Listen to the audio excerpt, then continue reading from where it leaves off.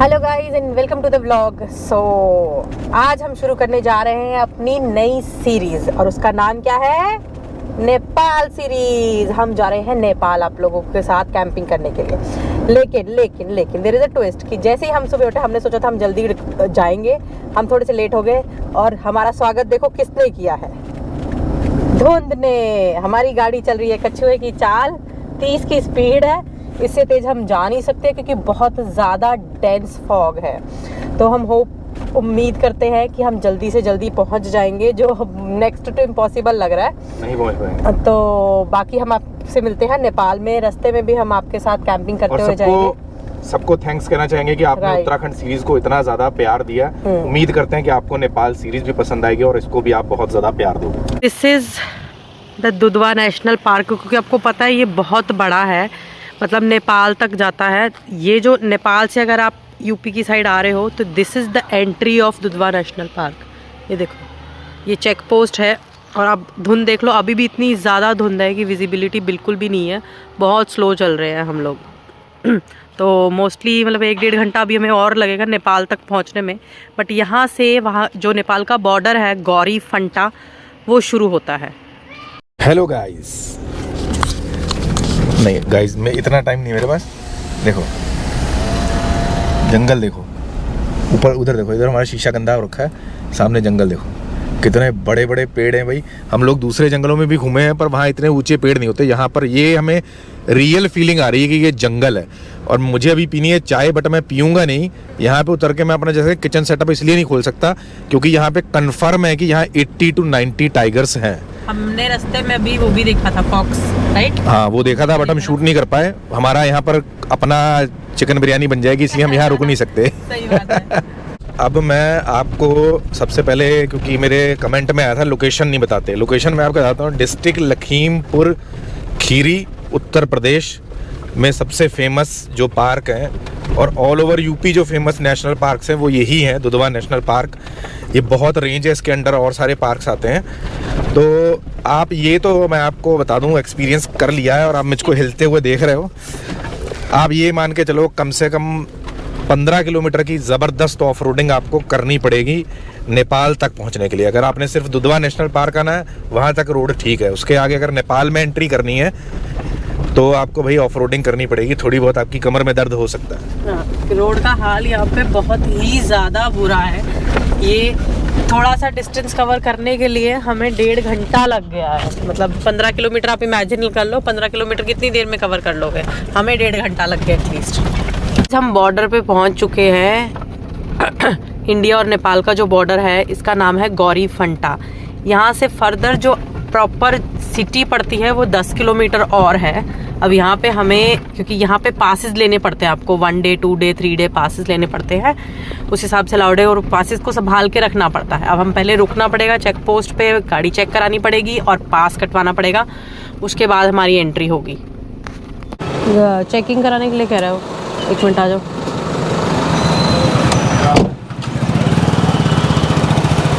कपड़े वगैरह है ना, और कोई सामान तो नहीं है? आप चेक कर लो, अपनी तसल्ली कर लो पहले, फिर बाद में हम नहीं चाहते ना प्रॉब्लम हो।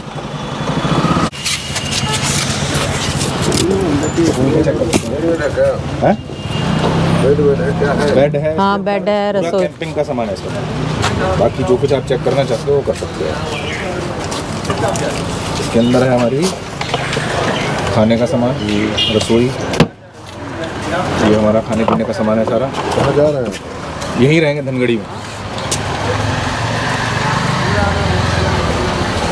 खाने का सामान है, आप चेक कर सकते हो, जैसे मैं साइड पे खड़ी कर देता हूँ गाड़ी, नहीं पूरी तसल्ली कर लीजिए आप।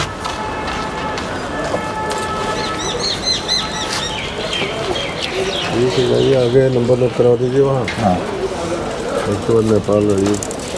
अपनी साइड पर अभी चेकिंग कहाँ होगी? यहीं पे होनी थी बस। चेकिंग तो यहीं होनी थी, आगे भी देखेंगे, हाँ हाँ नंबर नोट करेंगे। ठीक है। तो नेपाल में भंडार वगैरह करना पड़ेगा आपको।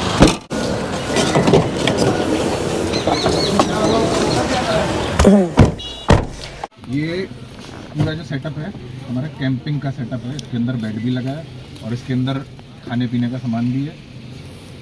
मैं आपको दिखा देता हूँ, ये पूरा सेटअप है जो खाने पीने का चूल्हा, पूरी रसोई हमारी इसके अंदर है। और इधर भी हमारा रसोई का सामान है। इधर एक लगा है, ये सिलेंडर लगा है। ये पूरा बेड लाए हो क्या?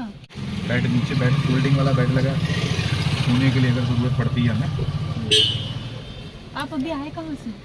मैं दिल्ली से हूँ। इंडिया की जो चेकिंग है बॉर्डर पे इंडिया, उस पे हम करा चुके हैं। अब हम ये नेपाल की एंट्री है, तो यहाँ पे भी एक चेकिंग होएगी हमारी। चौधरी साहब वहाँ गए हैं चेकिंग कराने। 19 नंबर मिला है, मतलब सिस्टम ऐसा है कि 19 नंबर्स देते हैं आपको, वो याद रखना है। सच they don't provide you with slips, कोई ऐसा टोकन स्लिप कुछ नहीं प्रोवाइड करते हैं। रजिस्टर में दिल राइट द डिटेल्स, गाड़ी की डॉक्यूमेंट्स की डिटेल लिख लेते हैं एंड उसके बाद फर्दर आप आगे जा सकते हो। तो अब यहाँ पे नेपाल बॉर्डर है, जो नेपाल का चेक पोस्ट पड़ता है, वो लोग चेकिंग कर रहे हैं और उसके बाद we are good to go.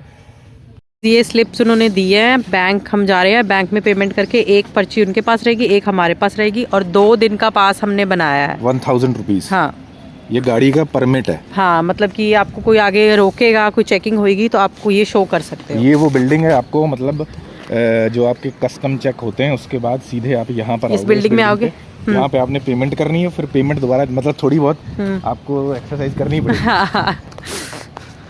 So any how it's a part of the process. आप किसी दूसरी कंट्री में जाते हो, एटलीस्ट अभी फ़िलहाल, क्योंकि इस साइड से अगर आप आओगे तो आपको पासपोर्ट की ज़रूरत नहीं है, बट अगर आप नेपाल में काठमांडू में जाओगे तो वहाँ आपको पासपोर्ट की ज़रूरत पड़ेगी, उसके बिना एंट्री अलाउड नहीं है।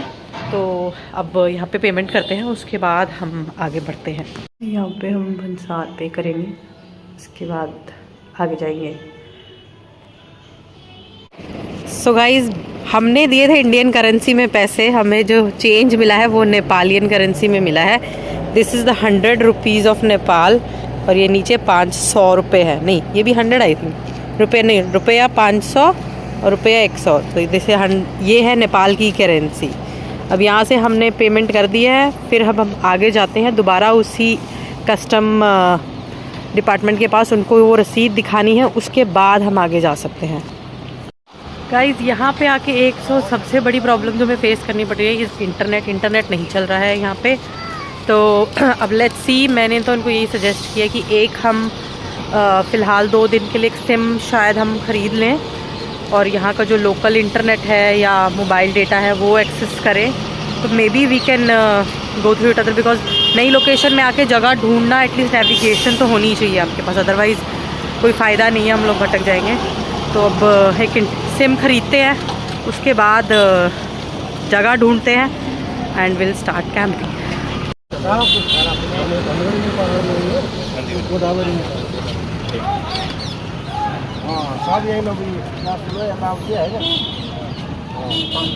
फाइनली सारे पड़ाव हमने पार कर लिए हैं, लेकिन एक बात है जो मैंने यहाँ पे आकर एक्सपीरियंस की है कि these people are very helpful, बहुत कामली हर चीज़ को हैंडल करते हैं। कोई डॉक्यूमेंट नहीं भी है, दिल गाइड यू फॉर दैट।